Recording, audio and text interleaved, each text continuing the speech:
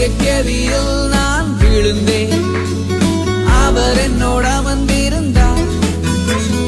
சுட்டெரிக்கும் அக்கினியில் நடந்தேன், பனி துளியாய் என்னை நனைத்தார்.